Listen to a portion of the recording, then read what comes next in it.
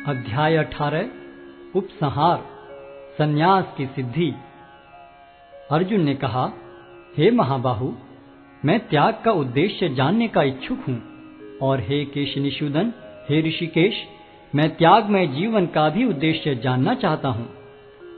भगवान ने कहा, भौतिक इच्छा पर आधारित कर्मों के परित्याग को विद्वान लोग संन्यास कहते हैं, और समस्त कर्मों के फल त्याग को बुद्धिमान लोग त्याग कहते हैं।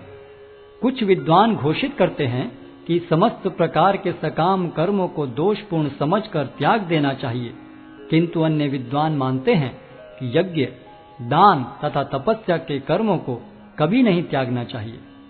हे भरत श्रेष्ठ, अब त्याग के विषय में मेरा निर्णय सुनो। हे नरशार्दूल, शास्त्रों में त्याग 3 तरह का बताया गया है। यज्ञ, दान तथा तपस्या के कर्मों का कभी परित्याग नहीं करना चाहिए, उन्हें अवश्य संपन्न करना चाहिए। निस्संदेह यज्ञ, दान तथा तपस्या महात्माओं को भी शुद्ध बनाते हैं। इन सारे कार्यों को किसी प्रकार की आसक्ति या फल की आशा के बिना संपन्न करना चाहिए। हे प्रथापुत्र, इन्हें कर्तव्य मानकर संपन्न किया जाना चाहिए, यही मेरा अंतिम मत है। निर्दिष्ट कर्तव्यों को कभी नहीं त्यागना चाहिए। यदि कोई मोहवश अपने नियत कर्मों का परित्याग कर देता है तो ऐसे त्याग को तामसी कहा जाता है। जो व्यक्ति नियत कर्मों को कष्टप्रद समझकर या शारीरिक क्लेश के भय से त्याग देता है, उसके लिए कहा जाता है कि उसने यह त्याग रजोगुण में किया है। ऐसा करने से कभी त्याग का उच्च फल प्राप्त नहीं होता। हे अर्जुन, जब मनुष्य नियत कर्तव्य को करणीय मानकर करता है और समस्त भौतिक संगति तथा फल की आसक्ति को त्याग देता है, तो उसका त्याग सात्विक कहलाता है। सतोगुण में स्थित बुद्धिमान त्यागी, जो न तो अशुभ कर्म से घृणा करता है, न शुभ कर्म से लिप्त होता है, वह कर्म के विषय में कोई संशय नहीं रखता। निस्संदेह किसी भी देहधारी प्राणी के लिए समस्त कर्मों का परित्याग कर पाना असंभव है, लेकिन जो कर्म फल का परित्याग करता है वह वास्तव में त्यागी कहलाता है। जो त्यागी नहीं है, उसके लिए इच्छित, अनिच्छित तथा मिश्रित ये 3 प्रकार के कर्म फल मृत्यु के बाद मिलते हैं, लेकिन जो सन्यासी है उन्हें ऐसे फल का सुख दुख नहीं भोगना पड़ता। हे महाबाहु अर्जुन, वेदांत के अनुसार समस्त कर्म की पूर्ति के लिए 5 कारण हैं। अब तुम इन्हें मुझसे सुनो। कर्म का स्थान शरीर, कर्ता, विभिन्न इंद्रियां, अनेक प्रकार की चेष्टाएं तथा परमात्मा, ये 5 कर्म के कारण हैं। मनुष्य अपने शरीर, मन या वाणी से जो भी उचित या अनुचित कर्म करता है वह इन 5 कारणों के फलस्वरूप होता है। अतएव जो इन 5 कारणों को न मानकर अपने आप को ही एकमात्र कर्ता मानता है, वह निश्चय ही बहुत बुद्धिमान नहीं होता और वस्तुओं को सही रूप में नहीं देख सकता। जो मिथ्या अहंकार से प्रेरित नहीं है, जिसकी बुद्धि बंधी नहीं है, वह इस संसार में मनुष्यों को मारता हुआ भी नहीं मारता, न ही वह अपने कर्मों से बंधा होता है। ज्ञान, ज्ञेय तथा ज्ञाता, ये तीनों कर्म को प्रेरणा देने वाले कारण हैं। इंद्रियां, कर्म तथा कर्ता, ये 3 कर्म के संघटक हैं। प्रकृति के 3 गुणों के अनुसार ही ज्ञान, कर्म तथा कर्ता के 3 भेद हैं। अब तुम मुझसे इन्हें सुनो। जिस ज्ञान से अनंत रूपों में विभक्त सारे जीवों में एक ही अविभक्त आध्यात्मिक प्रकृति देखी जाती है, उसे ही तुम सात्विक जानो।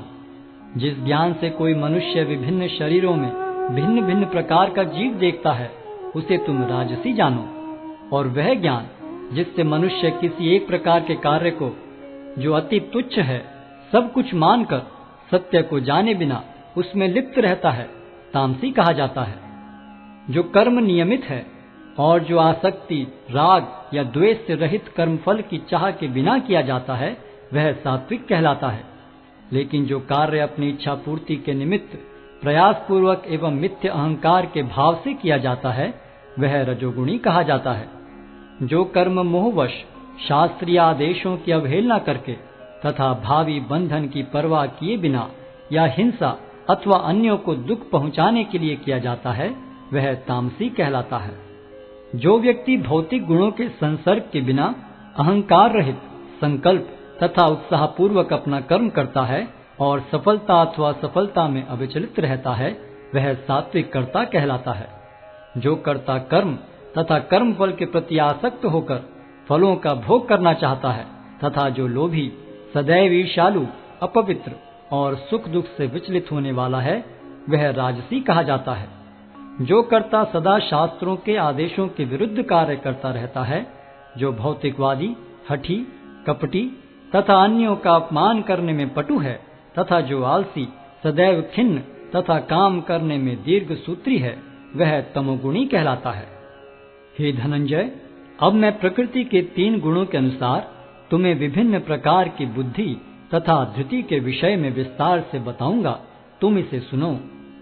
हे प्रथापुत्र, वह बुद्धि सतोगुणी है, जिसके द्वारा मनुष्य यह जानता है कि क्या करणीय है और क्या नहीं है, किससे डरना चाहिए और किससे नहीं, क्या बांधने वाला है और क्या मुक्ति देने वाला है। हे प्रथापुत्र, जो बुद्धि धर्म तथा अधर्म, करणीय तथा अकरणीय कर्म में भेद नहीं कर पाती, वह राजसी है। जो बुद्धि मोह तथा अहंकार के वशीभूत होकर अधर्म को धर्म और धर्म को अधर्म मानती है और सदैव विपरीत दिशा में प्रयत्न करती है, हे पार्थ, वह तामसी है। हे प्रथापुत्र, जो अटूट है, जिसे योगाभ्यास द्वारा अचल रहकर धारण किया जाता है और जो इस प्रकार मन, प्राण तथा इंद्रियों के कार्यकलापों को वश में रखती है, वह धृति सात्विक है। लेकिन हे अर्जुन, जिस धृति से मनुष्य धर्म, अर्थ तथा काम के फलों में लिप्त बना रहता है, वह राजसी है। हे पार्थ, जो धृति स्वप्न, भय, शोक, विषाद तथा मोह के परे नहीं जाती, ऐसी दुर्बुद्धिपूर्ण धृति तामसी है। हे भरत श्रेष्ठ, अब मुझसे 3 प्रकार के सुखों के विषय में सुनो, जिनके द्वारा बद्ध जीव भोग करता है और जिसके द्वारा कभी कभी दुखों का अंत हो जाता है। जो प्रारंभ में विष जैसा लगता है, लेकिन अंत में अमृत के समान है, और जो मनुष्य में आत्म साक्षात्कार जगाता है, वह सात्विक सुख कहलाता है। जो सुख इंद्रियों द्वारा उनके विषयों के संसर्ग से प्राप्त होता है और जो प्रारंभ में अमृत तुल्य तथा अंत में विष तुल्य लगता है, वह रजोगुणी कहलाता है।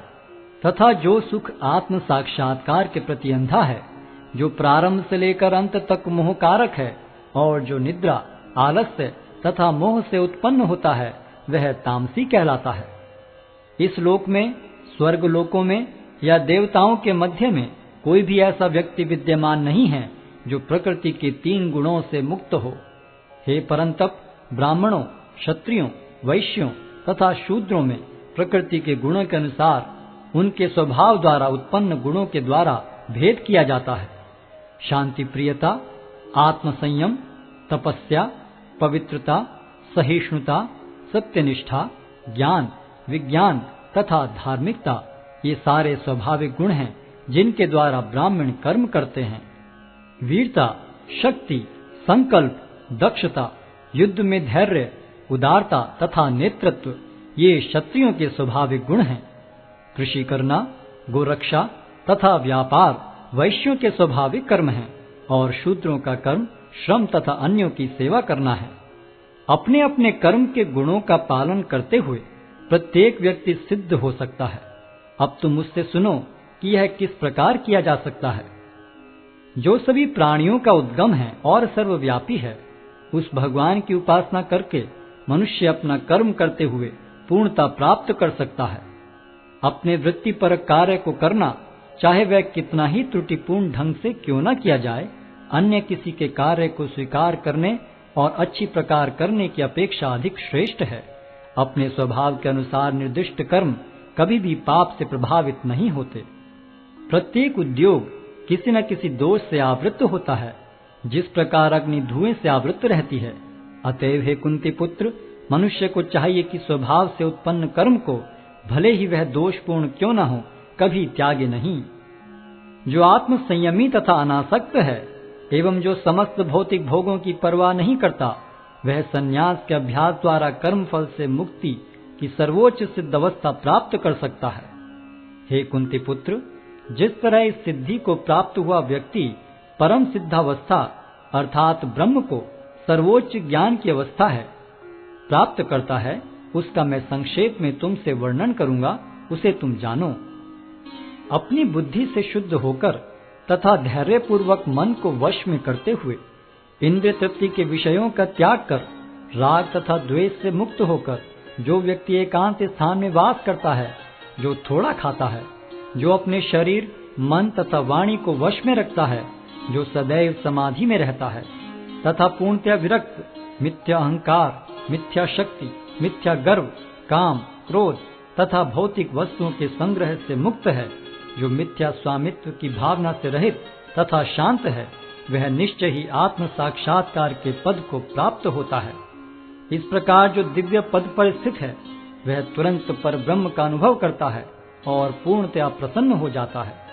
वह न तो कभी शोक करता है, न किसी वस्तु की कामना करता है।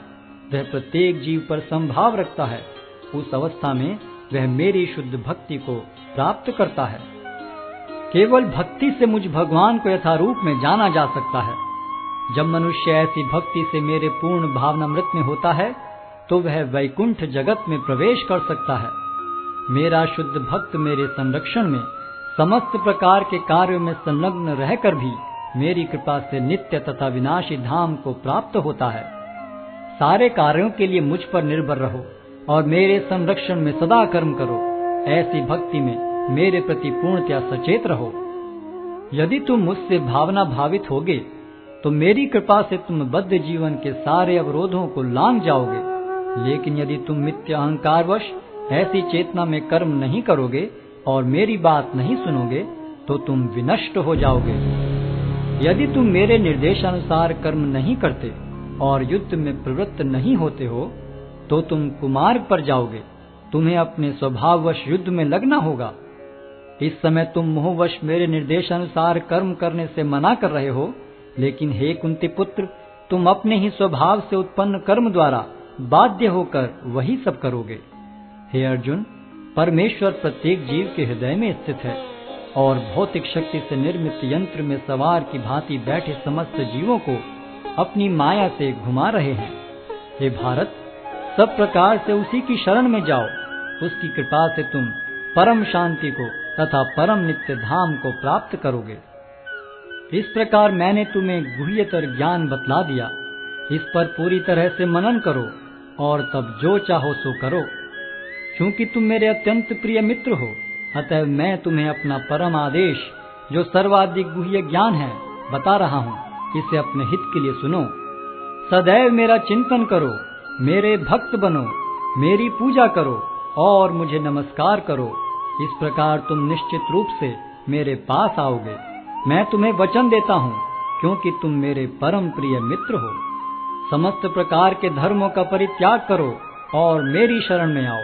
मैं समस्त पापों से तुम्हारा उद्धार कर दूंगा। डरो मत। यह गुह्य ज्ञान उनको कभी भी न बताया जाए जो न तो संयमी है, न एकनिष्ठ, न भक्ति में रत है, न ही उसे जो मुझसे द्वेष करता है। जो व्यक्ति भक्तों को यह परम रहस्य बताता है, वह शुद्ध भक्ति को प्राप्त करेगा और अंत में वह मेरे पास वापस आएगा। इस संसार में उसकी अपेक्षा कोई अन्य सेवक न तो मुझे अधिक प्रिय है और न कभी होगा। और मैं घोषित करता हूँ कि जो हमारे इस पवित्र संवाद का अध्ययन करता है, वह अपनी बुद्धि से मेरी पूजा करता है, और जो श्रद्धा समेत तथा द्वेष रहित होकर इसे सुनता है, वह सारे पापों से मुक्त हो जाता है और उन शुभ लोकों को प्राप्त होता है जहाँ पुण्य आत्माएं निवास करती हैं। हे प्रथापुत्र, हे धनंजय, क्या तुमने इसे एकाग्र चित्त होकर सुना? और क्या अब तुम्हारा ज्ञान तथा मोह दूर हो गया है?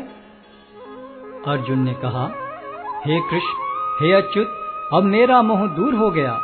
आपके अनुग्रह से मुझे मेरी स्मरण शक्ति वापस मिल गई। अब मैं संशय रहित तथा दृढ़ हूँ और आपके आदेश अनुसार कर्म करने के लिए उद्यत हूँ। संजय ने कहा, इस प्रकार मैंने कृष्ण तथा अर्जुन इन दोनों महापुरुषों की वार्ता सुनी, और यह संदेश इतना अद्भुत है कि मेरे शरीर में रोमांच हो रहा है। व्यास की कृपा से मैंने ये परम गुह्य बातें साक्षात योगेश्वर कृष्ण के मुख से अर्जुन के प्रति कही जाती हुई सुनी। हे राजन, जब मैं कृष्ण तथा अर्जुन के मध्य हुई इस आश्चर्यजनक तथा पवित्र वार्ता का बारंबार स्मरण करता हूँ, तो प्रतिक्षण आह्लाद से गदगद हो उठता हूँ। हे राजन, भगवान कृष्ण के अद्भुत रूप का स्मरण करते ही मैं अधिकाधिक आश्चर्यचकित होता हूँ और पुनः पुनः हर्षित होता हूँ। जहाँ योगेश्वर कृष्ण हैं और जहाँ परम धनुर्धर अर्जुन हैं, वहीं ऐश्वर्य, विजय, अलौकिक शक्ति तथा नीति भी निश्चित रूप से रहती है, ऐसा मेरा मत है। हरे कृष्ण कृष्ण कृष्ण हरे हरे, हरे राम राम राम हरे हरे। हरे कृष्ण कृष्ण कृष्ण हरे हरे, हरे राम राम राम हरे हरे।